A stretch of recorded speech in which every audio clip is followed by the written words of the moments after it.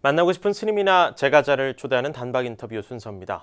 어제 이어 오늘도 우리 시대의 행복 포교사이자 마음 연구가인 황수남 생명사랑운동본부 대표를 전경윤 보도국 교계문화부장이 만났습니다. 예, 대표님 안녕하십니까? 네, 반갑습니다. 네. 반갑습니다. 이 마음연구가 생명사랑운동본부 대표 황수남 대표님과 지금 얘기 나누고 있습니다. 오늘 또 모셨습니다, 제가. 네, 반갑습니다. 상당히 또 꼭 들어야 될 만한 얘기도 많은 것 같고요. 네. 박사님을 해도 되겠죠? 네, 대표님께서 예. 또 여기 제가 책을 하나 갖고 나왔는데 그 1분 꾸지람, 예. 1분 꾸지라는 책인데 이 교육에 관련된 책인 것 같아요. 자녀 교육과 관련된 예, 맞습니다. 책이신 것 같은 예. 책인 것 같은데요.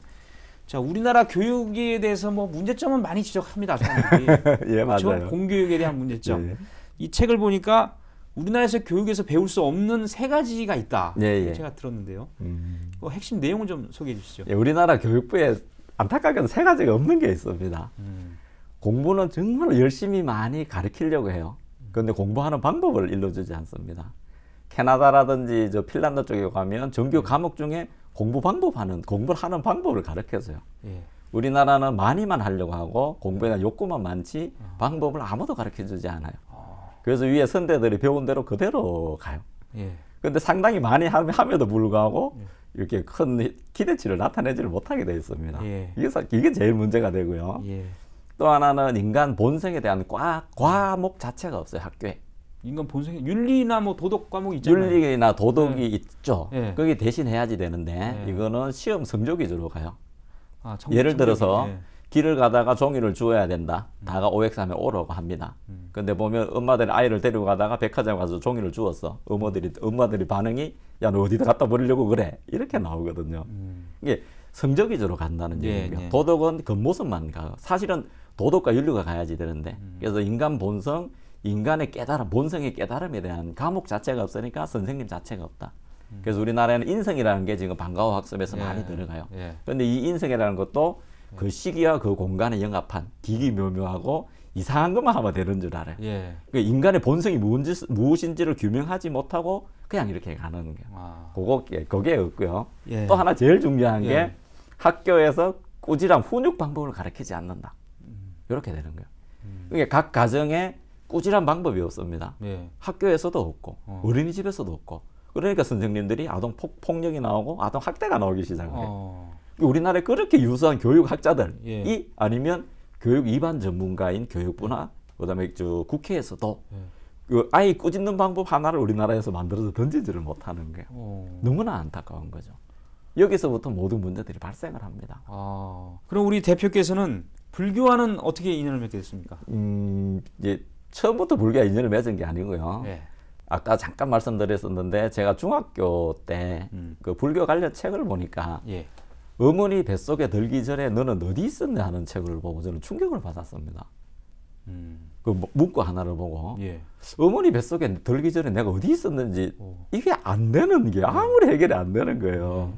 그래서 많은 선생님 찾아 물어보고 많은 분을 물어봤거든요. 제 고향이 경북 김천이니까 직지사 가가지고 스님들한테 가서 또 그때 또 가가지고 스님 불교 제가 어머니 뱃속에 들기 전에 어디 있었냐 물어보니까 나보고 참고하라 이러는 거예요. 계속 고민하라는 거예요. 알도 모를 듯 하잖아요. 이제 그러다가 고등학교 때 들어서 내가 누구지 하는 고민에 또 빠지기를 시작을 합니다. 내가 모르고 산다, 내가 누구인지 모르고 산다는 게 너무나 허망했거든요. 그걸 한 20년 정도 하다가 중간중간에 이제 큰 스님들이 저를 이제 도와주시고요.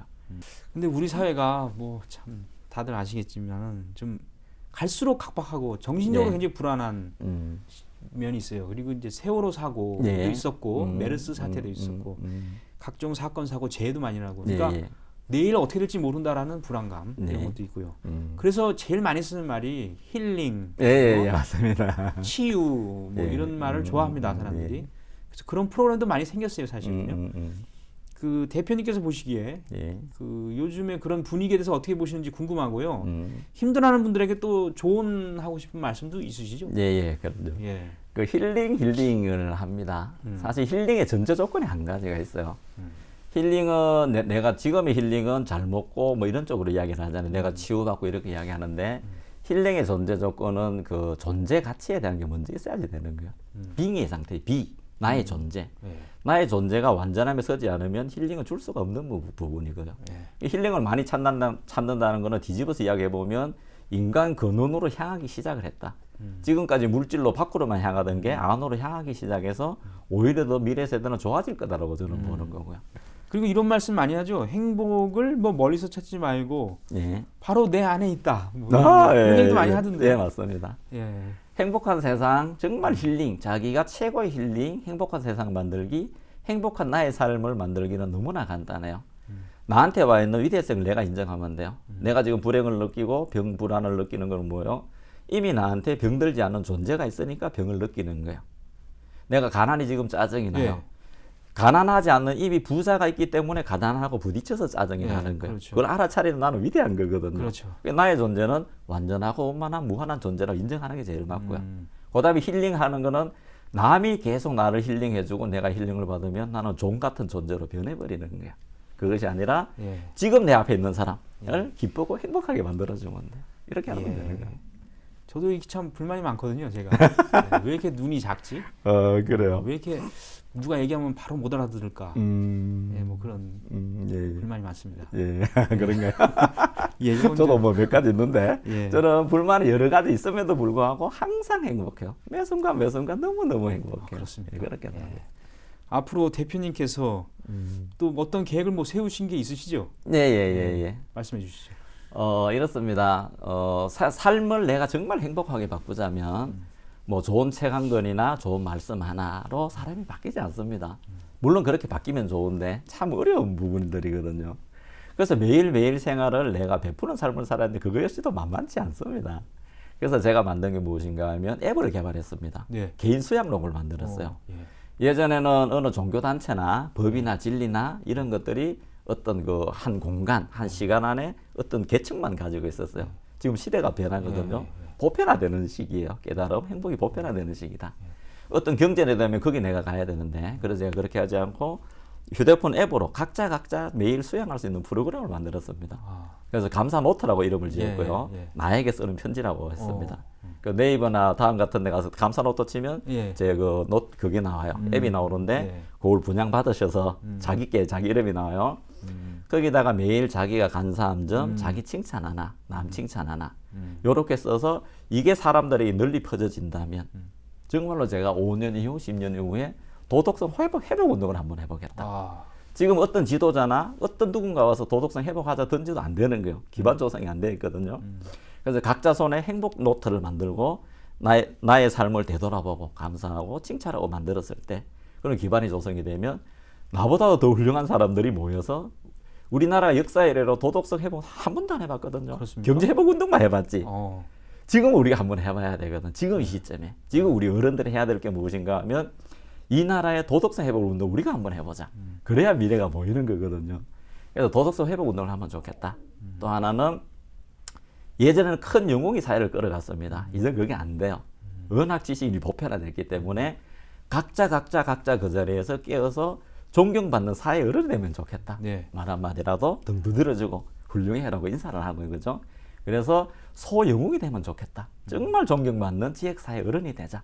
가정에서 존경받는 거는 당연한 거고 그 동네에서 그 사람 이름만 이야기해도 마음이 훈훈해지고 눈물이 날 정도로 그런 사람이 우리가 되었으면 하는 그런 세상을 만들고자 합니다. 예, 알겠습니다. 지금까지 그 마음 연구가이자 생명사랑 운동본부 대표, 행복을 나누는 사람들 대표 네. 우리 황순남 박사님하고 이틀간에 걸쳐서 좋은 얘기를 많이 들었습니다. 예, 우리가 진정 행복한 길이 무엇인가 네. 여기에 대해서 좀 생각해 볼 수 있는 그런 시간이 되지 않았나 싶고요. 앞으로도 저도 많이 그 수행하겠습니다. 예. 자, 오늘 대단히 고맙습니다. 예, 감사합니다.